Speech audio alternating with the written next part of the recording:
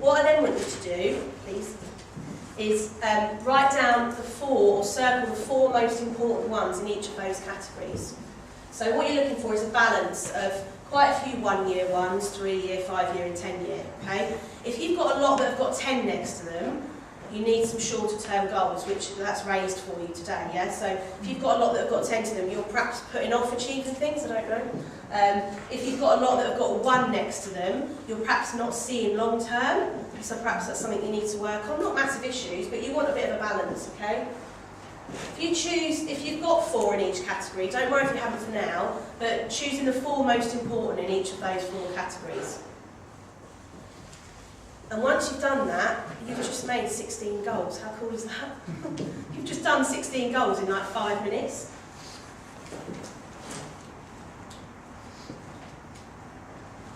So you're looking for a balance between these. But I think those questions, this is all in this book, I think the questions are important because it makes you just think outside of the box rather than just the question at the top, okay? Then what you want is a detailed description of each of those 16. So what I was just saying about the 9/11, that's when you want to know exactly what that goal is. Okay?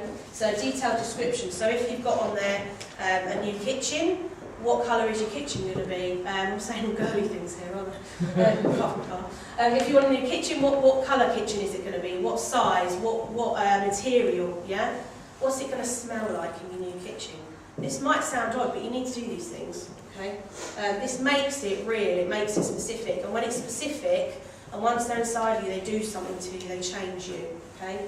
So you need a detailed description of each, so you can make a start on that now.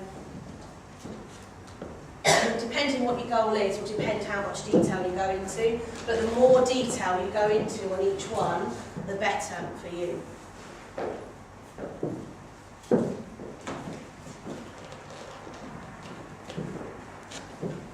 Might be difficult to do, you might need to work on them over time. It might not be something that the detail can just pop into your head. It might be something you'll need to come back to this, and I urge you to do this over the weekend to carry on with it. You need to make time aside to do this for however long it takes, half an hour, 2 hours. Make some time to do it, okay? And then finally, the reason why you want to achieve or have this. And that's perhaps the most important part, to be honest. Why do you want to have it? There's a massive warning with this, okay, in red. If you struggle to come up with the reason why, then it's not truly a goal. You don't really want it, so you need to replace it with something that you do. Because if you really wanted it, that reason why, you would be able to think of that quite instantly, why you wanted it. So if you can't, or you're struggling to and thinking, well, why do I want that? You need to make sure that they're your goals, not the goals you think you should have. I'm saying a couple of mine, but I'm not saying them because we should all have the same ones. We're all very, very different. We're all individuals. That's what makes it great. I have a real problem trying to think of 16. Real problem. You need to take time over it. People take different times to do Too it. much, Julie, that's the problem. I haven't actually. I've got about 4 things, and after that I'm completely and utterly stuck. Do you like shoes? Jen, because obviously it's going to the trip. Go. We've got to get 50. Where's the 16? What's the 16? Okay. I've got circles. So you've got what you want in the next 10 years, okay? 1 to 10 years, and these questions are just to help you along the way to write some things down. The aim of it is to write them quickly, because if you take a long time over it, so it's literally what comes into your head. It could be anything. It could be, it could be absolutely anything. I could pick things out of the air. It could be absolutely anything. Anything you want in the next 10 years, or want to be, or want to see, or want to have, materialistic or not, absolutely anything. Spend, and let me tell you, I know it can be really difficult for people because it's not a normal mindset to have in life, really, is it? Outside of this room, outside of this business, it's not necessarily normal to write the things down you want in the next 1 to 10 years. So it's not designed to be really easy. It is for some people, it isn't for others. It depends if you've done this sort of thing before. And it depends how much you've thought about it. But you do need to think about it. Take time to think about it over the weekend. Sit down for a couple of hours, put 2 hours aside and plan, and sit down and really think about it. Then what you do is write the number of years you believe it will take next to each. So 1, 3, 5 or 10-ish, yeah? Now if you've got 40 or 50 things, maybe you've only got 20. If you can get 20 things over the weekend, do you know what? That's brilliant. You don't have to have 50, it's just aiming for that. But if you've got 20 or 15, that's great because you can build it over time. The number of years you believe it will take, again, you can get help with that if you want help with that, how long you think it will take to get that. They could be business things, they could be levels in the business, they could be incomes, absolutely anything. You've really, really got to open your mind to do this and forget any sort of things that are holding you back and just literally, what do I want in the next 1 to 10 years, anything. Could be a dishwasher, I don't know, small or big, it doesn't have to be massive things. And then in those 4 categories of 1, 3, 5 and 10 years, you break it down and pick the 4 most important from each one. So you've got 16 goals. Does that make more sense?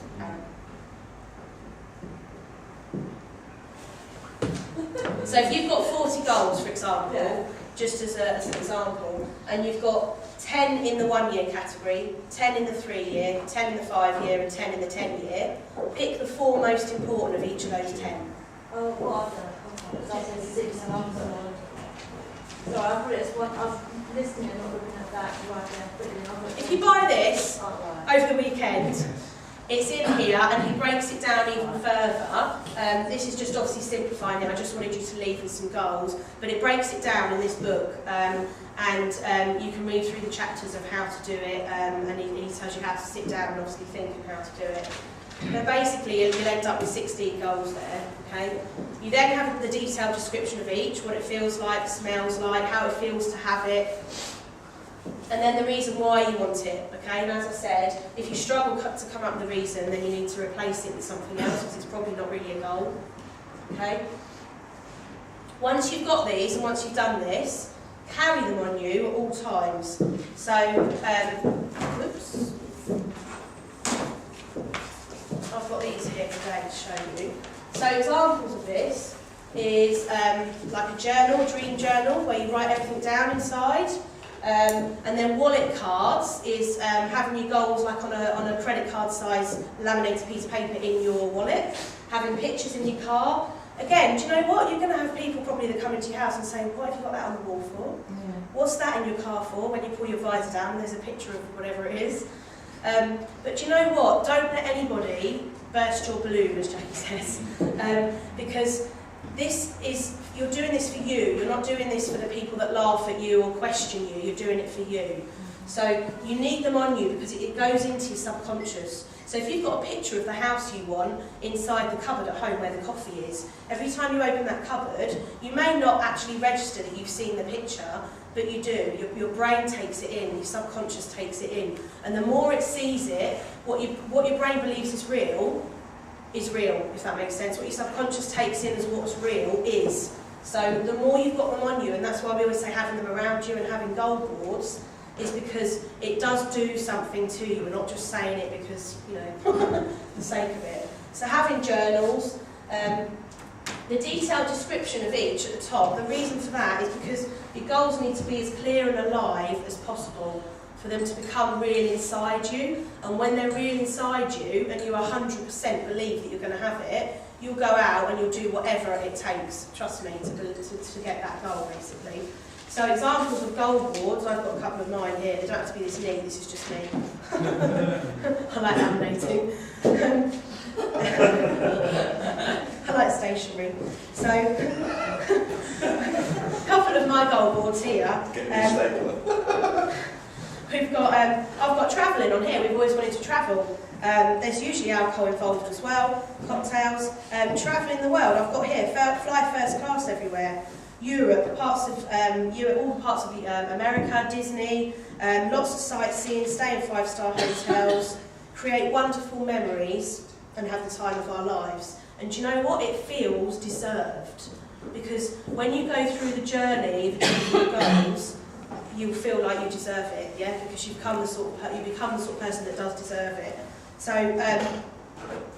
taking time out to make goal boards is definitely what you need to do. And it's not just in Clean Easy. Donald Trump, loads of successful people have their goals on them. You might not see that on the programmes you see, but they do. If it's a car, for example, just going into cars again, pictures, what alloys are you going to have?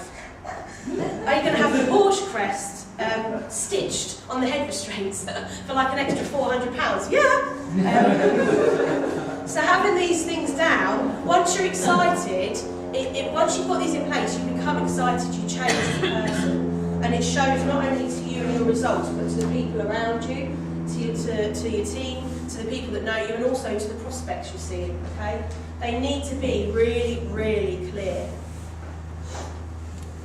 But really it starts with, what do you believe? Because the only way that you're restricted in this is what you believe is possible.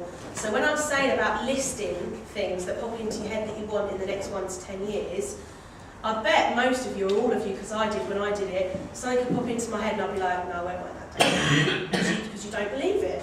So you've got to write everything down, but it does start with what you believe is possible, okay? Once you've got that inside you, and once you truly believe, as I said, you will do anything to get that goal. Once you've got your goals inside you and you 100% believe them, like I've already said, something happens to you and you change as a person. You change. You become a mover and shaker, if you've heard that term before. What that means is, people in life, not just in Clean Easy, that have goals and they believe in their goals and they work damn hard to get their goals, are moving around a lot, and they're often shaking because they're nervous, because their goals are big. So you need big, big, big goals. You can have small goals as well, you want a balance, but make sure, for goodness sake, that you set some really, really huge goals, big, big goals. The things you wanted when you were a kid is a way to go. They bring out the best in you. You get a sparkle in your eye and you get an infectious personality. Okay? When you've got a sparkle in your eye, people can see it and they know. You can tell someone who's got goals. You really can. Because those big goals are deep, deep within you, and if you know exactly what they're going to feel like and what they are, then the change in you is really obvious. Okay? So do set them high. And Jim Rohn says about goals, a great quote, there's no telling what you can do when you become inspired by them. There's no telling what you can do when you believe in them. And there's no telling what will happen to you when you act upon them. The real sort of quality, if you like, the real value of goals is not actually in achieving them, but it's the person you become along the way to them. Because the person you become and the skills that you learn, and you learn as you go along, you don't need to know everything right away, means that when you get those goals, you become the type of person that's worthy of them. Does that make sense? So, I'm not worthy of a Porsche right this second, but in here I am, and in here I am. I just need to do that bit to get there. Yeah? So once they're inside you, they change you as a person, and it becomes, as I said, obvious to everyone around. You learn the skills along the way. You know, people win the lottery and win £1 million, and you've probably heard on the news loads that within a year or two it's just gone. Yeah? Because they haven't necessarily got the skills, the leadership, the commitment, the knowledge to know what to do with the money. It's not the money itself, it's what that does, if that makes sense. So although the business obviously is about, obviously you can earn money, and that's why most people start, it's the journey along the way and the person you become, and it's the becoming that makes the journey, basically. So finally, just be determined to achieve your goals. And just trust me and take some time over the weekend in sitting down and just, if it helps, shut your eyes and just, if it helps to shut your eyes and just dream a little and just write down everything that comes in your head. Don't prejudge if you can get it or not, or how you're going to do it. Don't worry about the how, because that will catch up with you. Your ability catches up with what your dreams are. But just have big, big dreams.